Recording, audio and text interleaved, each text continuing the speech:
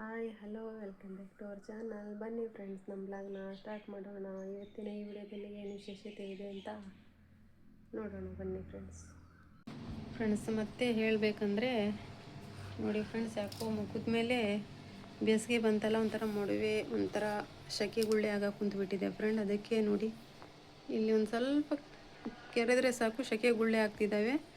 ಅದಕ್ಕೆ ನೋಡಿ ಫ್ರೆಂಡ್, ನಾನು ಕಿರ್ನಿಸ್ನು ಅಂತಾರಲ್ಲ ಅದನ್ನೆಲ್ಲ ನಾವು ಉಪಯೋಗಿಸ್ತೇವೆ. ನೋಡಿ ಫ್ರೆಂಡ್, ಇದು ನಾವು ಉಪಯೋಗಿಸೋದು ಕಿರಣ್ ಸ್ನೋ ಅಂತ. ನೋಡಿ, ಇದು ನಾವು ಸುಮಾರು 30 ವರ್ಷದಿಂದನೂ ಹಚ್ತಾ ಬಂದಿದ್ದೇವೆ. ಇದು ನಮ್ಮ ಅಪ್ಪಾಜಿ ಅವರ ಅಕ್ಕಂದಿರು ಕೂಡ ಹಚ್ತಿದ್ರು. ಅವರು ಒಂದಿನ ನನಗೆ ಅವ್ರು ಹಚ್ತಾ ಇದ್ದಾಗ ಏನಂತ ನಾನು ಕೇಳಿದೆ. ಆವಾಗ ಅವ್ರು ಹೇಳಿದರು, ಇದು ಕಿರ್ನಿಸ್ನು ಅಂತ, ತುಂಬ ಚೆನ್ನಾಗಿ ಇರುತ್ತೆ, ನಾವು ಹಚ್ತೇವೆ, ಹಿಂಗೆಲ್ಲ ಮೊಡವೆ ಗಿಡವೆ ಏನೂ ಆಗಲ್ಲ ಅಂತ ಹೇಳಿದರು. ಆವಾಗ ಅವತ್ತಿಂದನೇ ನಾವು ಕೂಡ ಹಚ್ಚಕ್ಕೆ ಇದು ಮಾಡಿದ್ವಿ. ತುಂಬ ಚೆನ್ನಾಗಿ ರಿಸಲ್ಟ್ ಬರುತ್ತೆ. ಇದು ಸುಮಾರು ಒಂದು 50-60 ವರ್ಷದ ಹಿಂದಿನಿಂದನೂ ಇದೆ ಫ್ರೆಂಡ್.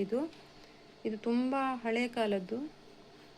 ಆದರೂ ಇವಾಗಿನವರೆಗೂ ಎಷ್ಟು ಜನ ಹಚ್ತಾರೋ ಅವ್ರು ಹಚ್ತಾರೆ ಫ್ರೆಂಡ್, ಬಿಡಲ್ಲ. ಯಾಕಂದರೆ ಇದು ತುಂಬ ಚೆನ್ನಾಗಿ ರಿಸಲ್ಟ್ ಬಂದಿದೆ ಇದರಿಂದ. ನಾವಂತೂ ಇದನ್ನೇ ಹಚ್ಚೋದು, ಬೇರೆ ಏನೂ ಹಚ್ಚಲ್ಲ ಫ್ರೆಂಡ್. ಅದು ಮೂಡುಗಾಳಿಲಂತೂ ತುಂಬ ಚೆನ್ನಾಗಿರುತ್ತೆ. ಬೇಸಿಗೆಯಲ್ಲೂ ಕೂಡ ಮೊಡವೆ ಅದು ಇದು ಶೆಕೆಗೆ ಗುಳ್ಳೆ ಆಗ್ತಾವಲ್ಲ, ಅದಕ್ಕೂ ತುಂಬ ಚೆನ್ನಾಗಿರುತ್ತೆ. ನಾವಂತೂ ಇದನ್ನೇ, ಬೇರೆ ಯಾವುದು ಅಷ್ಟು ಮೇಕಪ್ ಮಾಡೋಕ್ಕೆ ಹೋಗಲ್ಲಪ್ಪ. ನಮಗೆ ಇದೊಂದೇ ನೋಡಿ ಫ್ರೆಂಡ್ಸ್ ನಮ್ಮದು. ಏನಿದ್ರು ಯಾವುದಾದ್ರೂ ಫಂಕ್ಷನ್ ಹೋದರೆ ಇದು ಕಾಡಿಗೆ. ತುಂಬ ಜಾಸ್ತಿ ಏನು ಮೇಕಪ್ ಮಾಡೋ ಅವಶ್ಯಕತೆ ಏನಿಲ್ಲ ಬಿಡಿ ಫ್ರೆಂಡ್. ನಮಗೆ ಅಂತೂ ತುಂಬ ಚೆನ್ನಾಗಿದೆ ಫ್ರೆಂಡ್ಸ್. ಬೇಕಿದ್ದರೆ ನೀವು ಉಪಯೋಗಿಸಿ ಕಮೆಂಟ್ಸಲ್ಲಿ ತಿಳಿಸಿ ಹೇಗಿದೆ ಅಂತ.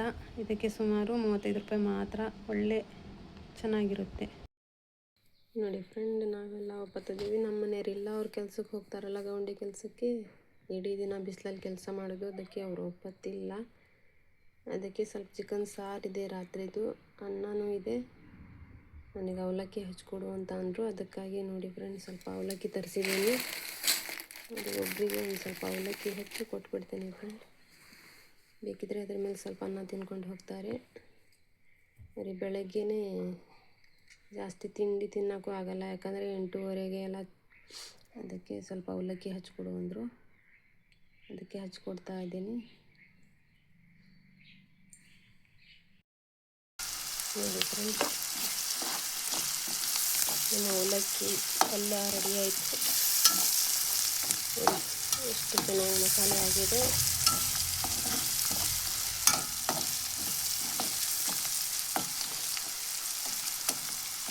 ಮನೆಯವರಿಗೆ ಇಷ್ಟು ಮಾಡಿಕೊಟ್ಟೆ ತಿನ್ಕೊಂಡು ಹೋಗ್ತಾರೆ. ಅವ್ರಿಗೆ ಒಂದೊಂದು ದಿನ ಬೆಳಗ್ಗಿನ ತಿಂಡಿನೂ ಯಾಕೋ ಜಾಸ್ತಿ ತಿನ್ನೋಕ್ಕೂ ಆಗಲ್ಲಂತೆ. ಅದು ಬೆಳಗ್ಗಿನ ಜಾವ ಏನು ತಿಂತಾರೆ ಫ್ರೆಂಡ್, 9:30-10 ಗಂಟೆ ಆದರೆ ತಿನ್ಬೋದು. ಕೆಲ್ಸಕ್ಕೆ ಹೋಗೋ ಟೈಮಲ್ಲ, ಅದಕ್ಕೆ ರೊಟ್ಟಿ ಇದ್ದರೆ ತಿಂದು ಹೋಗ್ಬಿಡ್ತಾರೆ ಒಂದು ರೊಟ್ಟಿ. ಬೇರೆದೇನಾದರೂ ಅಂದರೆ ತಿನ್ನೋಕೆ ಇಷ್ಟ ಆಗಲ್ಲ ಅವರಿಗೆ.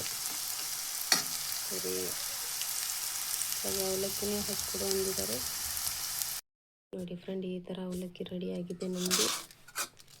ಜಾಸ್ತಿನೇ ಆಗಿಬಿಡ್ತು. ಅವರು ಒಬ್ರಿಗೆ ಅಂಥೇಳಿ ಜಾಸ್ತಿನೇ ಮಾಡಿಬಿಟ್ಟೆ. ಉಳಿದಿದ್ದು ತೆಗೆದಿಡ್ತೀನಿ ಒಂದು ಬಾಕ್ಸಲ್ಲಿ. ಆ ಕಡೆ ಇರ್ತವೆ ಚೆನ್ನಾಗಿ, ತೆಗೆದು ಆ ಕಡೆ ಒಂದು ಬಾಕ್ಸಲ್ಲಿ ಹಾಕಿಟ್ಬಿಡ್ತೀನಿ ಫ್ರೆಂಡ್. ಬಂದರು ನಮ್ಮ ಮನೆಯವರು, ಕುರಿಗೆ ಸೊಪ್ಪು ತಗೊಂಡು ತಿಂದು ಹೋಗ್ತಾರೆ. ಈಗ ಸ್ವಲ್ಪ ಟೀ ಮಾಡಿಕೊಟ್ಬಿಟ್ರೆ ತಿಂದು ಹೋಗ್ತಾರೆ ನೋಡಿ ಫ್ರೆಂಡ್. ಹಾಗೆ ನಮ್ಮ ಮನೆಯವ್ರು ರೇಷನ್ ಅಕ್ಕಿ ತಂದರು, ಅಕ್ಕಿ ಕೊಡ್ತಾಯಿದ್ರಂತೆ. ನಮ್ಮ 3 ಜನ ಇರೋದ್ರಿಂದ 30 kg ಕೊಡ್ತಾರೆ ಫ್ರೆಂಡ್ ರೇಷನ್ ಅಕ್ಕಿನ. ನಮಗೆ ರೊಟ್ಟಿ ಮಾಡೋಕ್ಕೆ, ಹಿಟ್ಟು ಮಾಡ್ಸೋಕ್ಕೆ ಚೆನ್ನಾಗುತ್ತೆ ಫ್ರೆಂಡ್. ಅಕ್ಕಿ ತಿಂಡಿಗೆ, ದೋಸೆ, ಇಡ್ಲಿ, ಪಡ್ಡಾಗಲಿ, ರೊಟ್ಟಿಗೆ ಚೆನ್ನಾಗಾಗುತ್ತೆ ನಮಗೆ. ನಾವು ಸ್ವಲ್ಪ ನಮಗಿದು ಆಗಿ ಬರಲಿದ್ದಕ್ಕೆ ಗ್ಯಾಸ್ಟ್ರಿಕ್ ಆಗ್ತಾವೆ ಫ್ರೆಂಡ್. ಅದಕ್ಕೆ ನಾವು ಮಾಡಿಸಿದ ಅಕ್ಕಿನೇ ತಿನ್ನೋದು. ನಾವು ಚಿಕ್ಕವಳಿರೋದ್ರಾಗಿಂದ ಏನು ಅದೇ ರೂಢ. ಅದರಿಂದ ನಮಗೊಂದು ಕ್ವಿಂಟಲ್ ಭತ್ತ ತಗೊಂಡು ಅಕ್ಕಿ ಮಾಡಿಸ್ತೇವೆ ಫ್ರೆಂಡ್ ನಾವು. ಅದು ನಮಗೊಂದು 3 ತಿಂಗಳಾಗುತ್ತೆ. ಈ ಅಕ್ಕಿಯಿಂದ ರೊಟ್ಟಿ ಬೆಳಗ್ಗೆ ತಿಂಡಿಗೆ ಇಟ್ಕೊತೀವಿ ಫ್ರೆಂಡ್ ನಾವು. ಇದು ತುಂಬ ಸೈಡ್ ತಿಂಡಿಗೆಲ್ಲ ಚೆನ್ನಾಗಾಗುತ್ತೆ ರೇಷನ್ ಅಕ್ಕಿ ಮಾತ್ರ. ದೋಸೆ, ಪಡ್ಡು, ಇಡ್ಲಿ ಇವೆಲ್ಲ ತುಂಬ ಚೆನ್ನಾಗಾಗ್ತವೆ ಫ್ರೆಂಡ್. ಆದರೂ ರವೆನೂ ಮಾಡಿಸ್ಬೋದು, ತುಂಬ ಚೆನ್ನಾಗಾಗುತ್ತೆ ಇಡ್ಲಿ ರವೆ ಕೂಡ. ನೋಡಿ ಫ್ರೆಂಡ್, ಸ್ವಲ್ಪ ಕಿರಾಣಿ ತಗೊಂಡು, ಈಗ ರಂಜಾನ್ ಹಬ್ಬ ಅಲ್ಲ, ಸ್ವಲ್ಪ ಕಿರಾಣಿ ಬೇಕಿತ್ತು ಫ್ರೆಂಡ್, ಅದಕ್ಕೆ ಕಿರಾಣಿ ತಗೊಂಡಿದ್ದೀನಿ. ನೋಡಿ, ಇದು ಕಸ್ತೂರಿ ಬೀಜ, ಇದು ನೆನೆ ಹಾಕಿ ಕುಡಿತೇವಲ್ಲ ಫ್ರೆಂಡ್ ನಾವು, ನೀರಲ್ಲಿ ನೆನೆ ಹಾಕ್ತೇವೆ. ಇದು ತುಂಬ ಹೊಟ್ಟೆಗೆ ತಂಪಾಗುತ್ತೆ. ಇದು ಹೂವು ಅಂತ, ಇದು ಹೂವು ಅದರಲ್ಲಿ ಹಾಕಿ ಕುಡಿದ್ರೆ ಇದು ಕೂಡ ತುಂಬ ಒಳ್ಳೆಯದು ಹೊಟ್ಟೆಗೆ. ಹಾಗೆ ನೋಡಿ, ಮಸೀದಿಗೆ ಸ್ವಲ್ಪ ಚಪಾತಿ ಮಾಡಿಕೊಡೋಣ ಅಂತ ಮೈದಾ ಹಿಟ್ಟು ಮತ್ತು ಗೋಧಿ ಹಿಟ್ಟು ತರಿಸಿದ್ದೀನಿ ಫ್ರೆಂಡ್. ನಾವು ಒಪ್ಪತ್ತಿದ್ದವರಿಗೆ ನಾನು ಈ ತಿಂಗಳಲ್ಲಿ ಎಷ್ಟಾಗುತ್ತೋ ಅಷ್ಟು, ಇಷ್ಟಂತ ಇಲ್ಲ, ಅಂದರೆ ದಿನಕ್ಕೆ 2 ಅಂತೆ ರೊಟ್ಟಿ ಕೊಡಲೇಬೇಕು ಫ್ರೆಂಡ್. ಸುಮಾರು 30 ರೋಜಾ ಅಂದರೆ 32 60 ಆಗುತ್ತೆ. ಎಲ್ಲರೂ ಕೊಡಬೇಕನ್ನೋದೇ ಏನಿಲ್ಲ, ನಾವು ಹಾಕ್ಕೊಡ್ತೀವಿ. ಸ್ವಲ್ಪ ಜನ ಕೊಡ್ತಾರೆ ಫ್ರೆಂಡ್, ಯಾಕಂದರೆ ಅದು ಒಳ್ಳೆಯದು. ಕೊಟ್ಟರೆ ರೊಟ್ಟಿ ಕೊಟ್ಟರೆ ಇನ್ನೂ ತುಂಬ ಒಳ್ಳೆಯದು ರೋಜಾ ಇದ್ದವರಿಗೆ.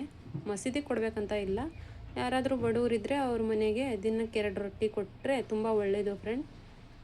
ಅದಕ್ಕೆ ನಾನು ಕೂಡ ಚಪಾತಿ ಮೈದಾ ಹಿಟ್ಟು ಮತ್ತು ಚಪಾತಿ ಮಿಕ್ಸ್ ಮಾಡಿ ಅದು ಒಂದು 60 ರೊಟ್ಟಿ ನಾನು ಕೂಡ ಕೊಡ್ತೀನಿ ಫ್ರೆಂಡ್. ಒಂದೆರಡು ಸತಿ ಇದು ಮಾಡ್ತೀನಿ, ಜಾಸ್ತಿ ಆಗ್ತಾವಂತ ಅರ್ಧ 1-2-3 ಸತಿ ಕೊಡ್ತೀನಿ ಫ್ರೆಂಡ್.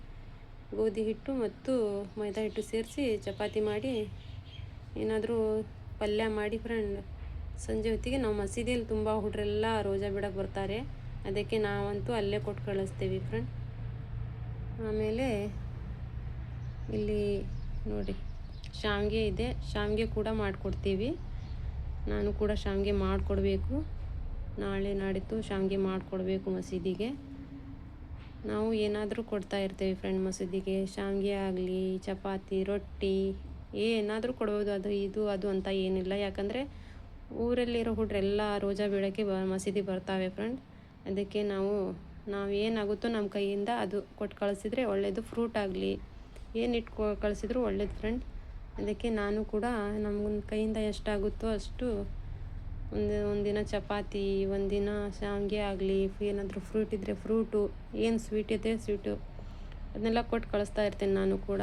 ನಮ್ಮ ಕೈಯಲ್ಲಿ ಎಷ್ಟಾಗುತ್ತೋ ಅಷ್ಟು ಫ್ರೆಂಡ್, ಇಷ್ಟಂತ ಅಲ್ಲ, ನಾವು ಎಷ್ಟು ಕೊಟ್ಟರು ಇದು ಒಳ್ಳೆಯದೇ ಫ್ರೆಂಡ್ ರಂಜಾನ್ ತಿಂಗಳಲ್ಲಿ ಮಾತ್ರ.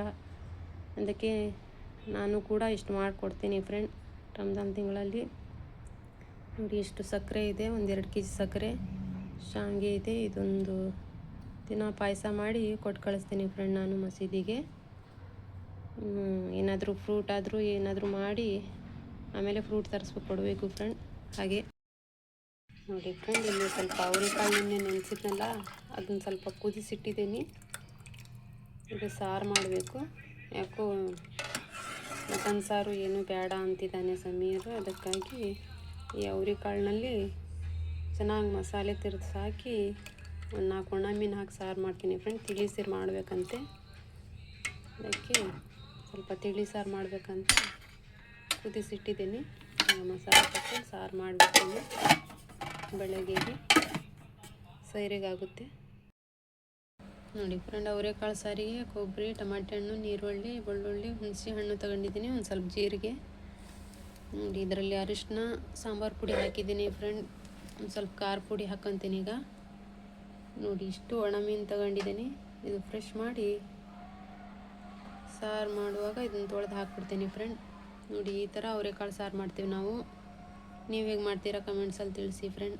ನಾವು ಈ ಥರ ಅಂತೂ ಮಾಡ್ತೀವಿ, ಚೆನ್ನಾಗುತ್ತೆ ಫ್ರೆಂಡ್ ಸಾರು ಕೂಡ. ಇದು ಒಣ ಖಾರ ಮಾಡಿದರೂ ಚೆನ್ನಾಗುತ್ತೆ, ಇಲ್ಲ ಹಸಿ ಮೆಣಸಿನ್ಕಾಯಿ ಹುರಿದು ಹಾಕಿ ಮಾಡಿದ್ರೂ ಚೆನ್ನಾಗುತ್ತೆ ಫ್ರೆಂಡ್, ತುಂಬ ಟೇಸ್ಟ್ ಆಗುತ್ತೆ. ಅವರೆಕಾಳು ಸಾರಿಗೆ ಒಣ ಮೀನು ಹಾಕಿದರೂ ಚೆನ್ನಾಗುತ್ತೆ, ಇಲ್ಲ ಅಂದರೆ ಮೊಟ್ಟೆ ಒಡೆದು ಹಾಕಿದರೂ ತುಂಬ ಚೆನ್ನಾಗಾಗುತ್ತೆ ಫ್ರೆಂಡ್. ಅದು ಒಣಗಿ ಮಾಡ್ಬೇಕು, ಹಾಗೆ ಪಲ್ಯ ರೊಟ್ಟಿಗೆ ಮೊಟ್ಟೆ ಒಡೆದಾಕಿ ಒಂದು 5-6 ಹಾಗೆ ಅವರೆಕಾಳು ಹಾಕಿ ಮಾಡಿದರೂ ಕೂಡ ರೊಟ್ಟಿಗೆ ತುಂಬ ಚೆನ್ನಾಗಿ ನೆಂಚ್ಕೊಂಡು ತಿನ್ನೋಕ್ಕೆ ಚೆನ್ನಾಗುತ್ತೆ.